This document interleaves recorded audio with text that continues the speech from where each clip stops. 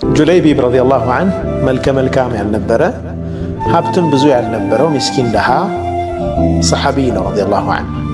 በእርግጥ የእሱ ትልቁ ሀብቱ የነቢዩ ሰለላሁ ዐለይሂ ወሰለም ፍቅር ነው። ነቢዩ ሰለላሁ ዐለይሂ ወሰለም በጣም ይወዱት ነበር። ታዲያ ሚስት ሊድሩለት ፈለጉና አፈላለጉ። ነቢዩ ሰለላሁ ዐለይሂ ወሰለም አንድን ሰሐቢ ረዲየላሁ ዐንሁ ዘውጅኒ ብነተክ ማጨት ፈልጌ ነው ይሉታል። ኒዕማ ዐይኒ ያ ረሱለላህ ምንኛ ያማረ ጥያቄ ነው፣ በጣም በደስታ ብሎ ይስማማል። ግን ነቢ ሰለላሁ ዐለይሂ ወሰለም እኒ ለስቱ ኡሪዱሃ ሊነፍሲ ለእኔ አይደለም የፈለግኩት ሲላቸው ለማን አሉት? ለጁለይቢብ ነው አሉት ረሱሉ ዐለይሂ ሰላቱ ወሰላም። ያ ከሆነማ ቤተሰብ ላማክር እናቷም ጋር መመካከር አለብኝ ይላል ይህ ሰሐቢ።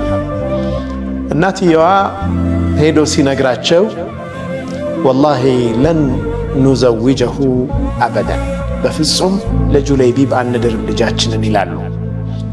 ሴት ልጅ ትሰማ ነበር። ይህንኑ መልስ ይዞ አባትየው ወደ ነቢዩ ሰለላሁ ዐለይሂ ወሰለም ለመሄድ ሲነሳ ማን ነው ያጨኝ እናንተን የጠየቀ ማን ነው ብላ ትጠይቃለች።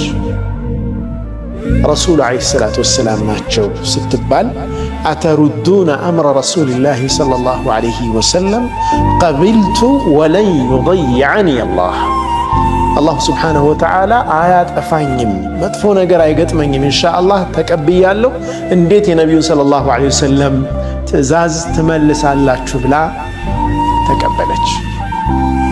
ነቢዩም ሰለላሁ ዐለይሂ ወሰለም ዱዓ አድርገውላታል።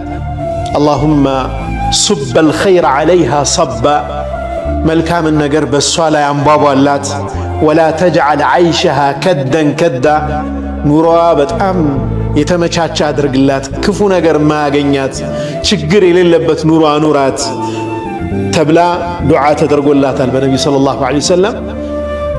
ካሉት ሴቶች በዘመኑ ካሉት ሴቶች እጅግ በጣም በርካታ ሀብት የነበራት የጁለይቢብ ባለቤት ይቺ ሴት ነች።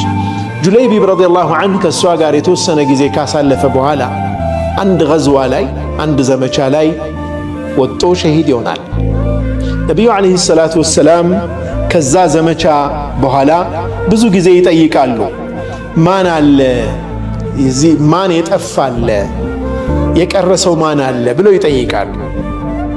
ያው እንግዲህ ሰው ብዙ አላስተዋለውምና ማንም የቀረ የለም ይሏቸዋል ነቢ ሰለላሁ ዐለይሂ ወሰለም። ወላኪኒ አፍቂዱ ጁለይቢባ አሉ ነቢ ሰለላሁ ዐለይሂ ወሰለም። እኔ ግን ጁለይቢብን አጥቼዋለሁ። ከዛ ሁሉ ሰው መሃል ጁለይቢብን ነቢ ሰለላሁ ዐለይሂ ወሰለም አስታወሱት። ጎደለባቸው ለነቢ ሰለላሁ ዐለይሂ ወሰለም። ለእኔ ጁለይቢብ ጎሎብኛል ማለታቸውን እስኪ ፈልጉት፣ ማዕረካው ላይ ሜዳው ላይ ፈልጉ አሏቸው። ሰሓቦቹ ጁለይቢብን መፈለግ ጀመሩ። 7 ሙሽሪኮችን ጥሎ በመሃላቸው ወድቋል። ነቢዩ ሰለላሁ ዐለይሂ ወሰለምን ወስደው አሳዩአቸው። ቀተለ 7 ገሎ 7 ጠላትን ጥሎ ወቀተሉሁ ጨረሻ እሱን ገደሉት። ሃዛ ሚኒ ወአነ ሚንሁ ሃዛ ሚኒ ወአነ ሚንሁ አሉ ነቢያችን ሰለላሁ ዐለይሂ ወሰለም። ይህ ከኔ ነው እኔም ከርሱ ነኝ አሉ ነቢ ሰለላሁ ዐለይሂ ወሰለም። ይህ ከኔ ነው እኔም ከርሱ ነኝ። ከዛም በክንዳቸው ድግፍ አድርገው እስከሚቆፈር ድረስ አቅፈውት ቀብር ከተቆፈረ በኋላ ወስደው ነቢ ሰለላሁ ዐለይሂ ወሰለም አስተኙት። ጨካኝ ሰው ሁኑ። አዎ ጨካኝ ሁኑ። ነገር ግን በሰዎች ላይ ሳይሆን በውስጣችሁ ባለው ደካማ ማንነት ላይ። ዛሬ ላይ ቆራጥና ለራሱ የማይራራ ጨካኝ ያልሆነ ሰው ነገ በውጤቱ ላይ ማልቀሱ አይቀርም። አንድ ሽፍታ በተደጋጋሚ ታሪኩን የሰማችሁለት ሰው ነው። እልም ያለ ሽፍታ። ሰዎች ከሱ ሽፍትነት ብዛት መንገድ ለማቋረጥ ሲፈልጉ አለ ወይንስ የለም ብለው የሚጠይቁለት ግለሰብ ነው። ስሙን ታውቃላችሁ? ሸልማሉ። አሁን ሸልማሉ ስል ነው ተናገረዋል።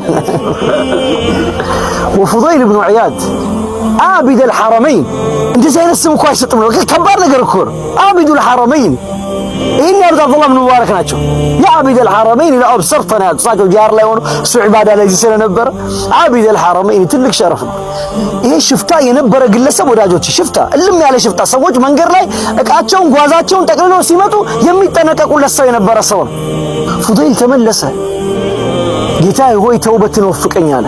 ወአጅአሉ ዓላመቱ ተውበቲ የመመለሴን ምልክት ደግሞ አደርጋለሁ ጅዋሪ በይቲካ የቤትህን ጉርብትና አለ። በእነዚህ ሁለት ሐረሞች መካከል እድሜውን አሳለፈ። ምን አይነት ግለሰብ ቢሆን ነው? ሰዎች አረፋ ተራራ ላይ ጠበቁት። የአረፋ ተራራ ቀን የዘጠነኛው የዙል ሒጃ ቀን ሰዎች በሙሉ ተሰብስበው ፉደይል ብኑ ዒያድ ምን ብሎ ነው ዱዓ አላህን የሚለምነው? ከዚህ ሁሉ ልፋቱ በኋላ ከዚህ ሁሉ ዒባዳው በኋላ አቢደል ሐረመይን ከተባለ በኋላ ምን ብሎ ነው የሚለምነው አሉና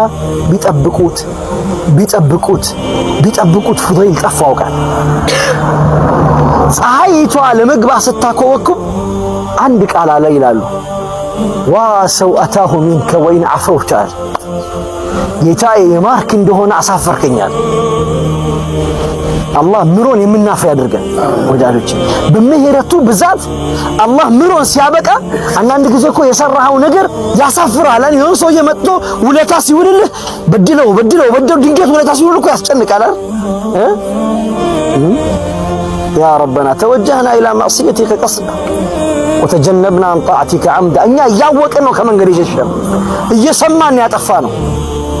ስንመለስ አላህ በምህረቱ ሲመልሰን ተንከባክቦ ይመልሰን። ያሳፍራል። አላህ ያሳፍረን ወዳጆች፣ አላህ በረህመቱ ያሳፍረን። አንደኛ ለስሜትህ ወይም ለነፍስህ ጨካኝ ሁን። ነፍስህ ዛሬ ፈጅር ላይ ተኛ ገና ይበርዳል ስትልህ ጨካኝ ሁንባት። በግድ ቀስቅሳት። ይህችን ሐራም ነገር ተመልከት ወይም ስማ ስትልህ በጭራሽ ብለህ እምቢ በላት። ነፍስህን ካላሸነፍካት እሷ ታሸንፈሃለች። ለሐራም ፍላጎቶችህ ርህራሄ አታሳይ። በእነዚህ ሁለት ሰዎች መካከል ያለው ልዩነት በሰማይና በምድር መካከል ካለው ርቀት ይበልጣል። ወጣልሐቱ ወበይድላህ አንድ ወቅት ምን በልይ የነበሩ ሁለት ወጣቶች ወደ አላህ መልእክተኛ ሰለላሁ ዐለይሂ ወሰለም ይመጣሉ። ወደ አላህ መልእክተኛ ሰለላሁ ዐለይሂ ወሰለም ይመጡና እስልምናን ይቀበላሉ። ያማሩ ወጣቶች ከነሱ መካከል አንደኛው አለ ምን አይነት ጅድ ወልጅቲሃድ ነበር አለ። በጣም ከፍተኛ ዒባዳ የሚያደርግ ልጅ ነበር አለ። ሱና ጾም አይቀረው፣ ፈርዱ አይቀረው፣ ሱና ሰላት አይቀረው፣ ፈርድ ሰላት አይቀረው፣ ሰደቃው አይቀረው፣ ምን አይቀረው። ምን አይነት ጅድ ወልጅቲሃድ ቀኑ ማታውም ዒባዳ የሆነ ሰው ነበር አለ። አንደኛው የኔ ቢጤ ነው። ትንሽ ሰው ፈርዱ ይሰራል፣ ሱናው ላይ ብዙ የለበትም እንደማለት ደከም ያለ ሰው። ያ በዒባዳው ላይ ምን አይነት ጅድ ወልጅቲሃድ የነበረው ሰው ሲሞትም ጃር ላይ ነው። እሱ ሺዳል በየድር ገዘዋት በአንደኛው ጦርነት ላይ ሄዶ ተሰዋ እና ለሸረፈ ዱንያ ወልአኺራ ዱንያን ማግኘት አኺራን ማግኘት ምን ቀረው? ሰውዬው ምን ይፈልጋል? ዱንያ በዒባዳ ኖሮ በዒባዳ መሞት ነው። ሌላ ነገር የለም። ይሄ ሰው እንደዛ ነበር የሞተው። ጓደኛው ከእርሱ በኋላ አንድ ዓመት ቆያል። ከአንድ ዓመት በኋላ አልጋው ላይ ሞተ። ከማን የሚሞቱ ናስ ሰዎች እንደሚሞቱ ሞታል። ማን ይበልጣል? ጮክ በሏቸው። በጂሃድ ይሞቱ ማን ይበልጣል? ያ የዒባዳው ሰው ነው አይደለም? ግልጽ ማለት ምን ይመስላል? በህልሜ ከሞታቸው በኋላ ሶስታችንም የጀነት ደጃፎች ላይ ሆነን በህልሜ ያየሁኝ ያለባል። ሁለቱ ሞተዋል፣ እሱ ገና። እዛ በኋላ ፈናዳ ሙናዲና ወጣና ተጣሪ ተጣራል። በጀነት መጀመሪያ የሚጠራው ሰው ትልቅ ዒባዳ ያለው ሰው ወአወሉ መን ተሸቁ ለሁ አልአርዱ ሙሐመድ ሰለላሁ ዐለይሂ ወሰለም። ምድር እንኳን መጀመሪያ የሚከፈትላቸው ሰው የውም አልበዓት ማን ናቸው? የአላህ መልእክተኛ ሰለላሁ ዐለይሂ ወሰለም ናቸው ወዳጆች። ወአወሉ መን የድኹሉ አልጀነተ ሙሐመድ ሰለላሁ ዐለይሂ ወሰለም። በጀነት ቀድሞ መጠራት ትልቅ ጸጋ ነው። አንደኛ የወጣ ሰው እንደማለት እኮ ማለት ትምህርት ቤት ራሱ አንደኛ መጨረሻ ይጠራል። አልቆ ሰው ሁሉ ሲሄድ ነው እንደሚጠራው አንደኛ የወጣ ሰው አይደለም። ያለ ጀነት ነው የሚጠራው። መርሐባ። እነዚህ ሰዎች መካከል መጀመሪያ መላኢካ ወጣና ሁለተኛውን ሰው ጠራ። ሁለተኛ የሞተው እዛ አልጋው ላይ የሞተው ሰው በኢባዳው ብዙ ጠንካራ ያልነበረውን ሰው ጠራን። ተመልሶ ገባ።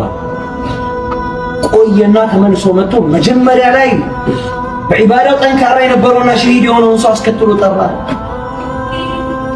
ከዛ ሶስተኛ ላይ ተመልሶ መጣና ፈለም ያኒ ለከ بعد ለአንተ ጊዜ አልደረሰም ተመለስ አለኛል። ተመለስኩኝ አለ። ከህልሜ ነቃ። استغرب በጣም ግራ ገባኛል። تعجب فحكيت ذلك حسب رسول الله صلى الله عليه وسلم ለአላህ መልእክተኛ ባልደረቦች ይልኩና አወራቸው። ምንድን ነው ትርጉሙ? ምን እየሆነ ነው አልኳቸው አለ። እኛም ምን እየሆነ ነው እያልን ማለት ነው። ምንድን ነው እየሆነ ያለው? ገብቷቸዋል? ከዛ ወዲያው የአላህ መልእክተኛ ሰለላሁ ዐለይሂ ወሰለም ጆሮ ዘንድ ደረሰ። የአላህ መልእክተኛ ሰለላሁ ዐለይሂ ወሰለም أي شيء تعجبنا من أصغر ما تطالع إيه ما سيأصغر ما من أصغر ما تندي تبالا يقول ما يقبلا يا بعبادة نورو بشهيدنا تموتو اللي تأصغر اللي تزكيتو يتطلع اللي زكيتو يتطلع ولا البيت يا الله برك يا أسكترونا أليس قد مكث هذا بعده سنة إيه ناصوية كالسبال عندما نورال على نورو مال نورال على نورو نورال بالاتشو وأدرك رمضان أجنت ولا لا أجني مراجع أجنت وصام وصلى بها فما تعلم سجدوا ما نسجدهم سجدوا فوقال لا تشوف الله ملك صلى الله عليه وسلم بالنزيه ولا السوش مكاكل يالله لينت بسماينا بمدر مكاكل كالله ركت بتانا من سراهيني أيك رمضان عنده كان كاجني كل حاجة عنده كان بيعجني ህይወት ይታጠፋል خلاص። ሁለተኛ ለሰነፍ ማንነትህ ጨካኝ ሁን። ነገ ጀምራለሁ ነገ እቀየራለሁ የሚል የቀጠሮ በሽታ ካለብህ ዛሬውኑ ቁረጠው። ጊዜህን በከንቱ ለሚያባክኑ ጓደኞች፣ ለማይጠቅሙ ሶሻል ሚዲያዎችና ለትርጉም አልባ ወሬዎች ጨካኝ ሁን። ለትርጉም አልባ ወሬዎች ጨካኝ ሆነህ አይሆንም በል። ጊዜህን አትማረው፣ ምክንያቱም ጊዜ ህይወትህ ነው። ጓደኞቼ ናቸው ብለህ ከምታስባቸው ሰዎች ውስጥ በሰላትህ የሚመክርህ ሰላትህ ላይ አደራ የሚልህ ሰው ከሌለ የዛኔ ብቸኛ መሆንህን አምነህ መቀበል መቻል አለብህ። አንድ ሰው ጥፋቱን እንኳን ካወቀ ለምን ትነግረዋለህ? ድጋሚ ለምን ሌላ ዱላ ታሳርፍበታለህ? አውቆታል እሱ። ዝምታ በራሱ ትምህርት ነው። ያ ትምህርቱ ወስዶ ዲግኒቲውን ጠበክለት በጸጸቱ ያለፈ ነገር ላይ حزن ውስጥ እንዲባይሆን ኑሮ ለው ተፍተህ አብዋብ الشيطان ብለዋል ነብዩ ሰለላሁ ዐለይሂ ወሰለም በሌላ ሐዲስ ለው አትበሉ እንዲህ ቢሆን ኑሮ እንዲህ ባይሆን ኑሮ አትበሉ። ሶስተኛ ለወንጀልህ ጨካኝ ሁን። ይህች እኮ ትንሽ ወንጀል ናት ብለህ ለራስህ ሰበብ አትደርድር። በትንሿ ወንጀል ውስጥ ትልቁን አላህን እያመጽክ መሆኑን አስብ። ለስህተቶችህ ሰበብ ከመፈለግ ይልቅ ስህተትህን በቁጭት አርመህ ወደ ተውባ ተመለስ። እኔ አንዱ ራሳችንን ከሌሎች ጋር ማነጻጸር ይመስለኛል በጣም የሚፈታተኑን ይሄ ደስታችንን የሚነጥቀውን ልክ ካገኘው ስንል እንዳጣነው አይነት ወይ የባዶነት ስሜት እንዲሰማን የሚያደርጉ ነገሮች አሉ እጃችን ላይ አለ፣ ግን በዛ ነገር ላይ ደስታ እናገኝ ምንድነው ብዬ ራሴን ስጠይቅ ብዙ ነገሮች አሉ። በእርግጠኝነት እኔ አንዱ ራሳችንን ከሌሎች ጋር ማነጻጸር ይመስለኛል በጣም የደስታ ጠንቅ ነው ራስን ከሌሎች ጋር ማነጻጸር። እኛ ስለሌሎች የምናውቀው ወይም ደግሞ ነው ብለን የምናስበው ፊት ለፊት የምናየው ነው። ዲፕ ኢንሳይድ በውስጣቸው ግን ያለው ነገር ሪሊ ይሄ ከውጭ የሚያሳዩትን ነው ወይ? ሀብት አላቸው ሪሊ ውስጣቸው የሀብታም ደስታና ስሜት አለ ወይ? ሪሊ ሀብታም ናቸው ወይ? ደስተኛ ናቸው ብለን እናስባለን። እውነት ስለሳቁ ደስተኛ ናቸው ወይ? የሚጎላቸው ነገር የለም ወይ? ምናልባትም ይሄ ሳቃቸው የሆነ ሀዘናቸውን መደበቂያ ቢሆንስ? እኛ ግን እነዚህ ሁሉ ነገሮች የሉንም ወይም ደግሞ የሉብንም።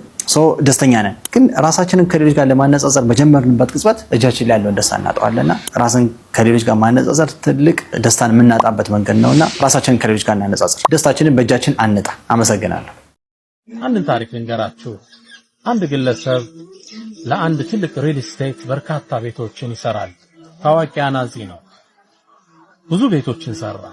መጨረሻ ላይ ስራ መልቀቅ ፈለገ። ሊለቅ ሲል የሪል ስቴቱ ባለቤት ለግለሰቡ ምን አሉት?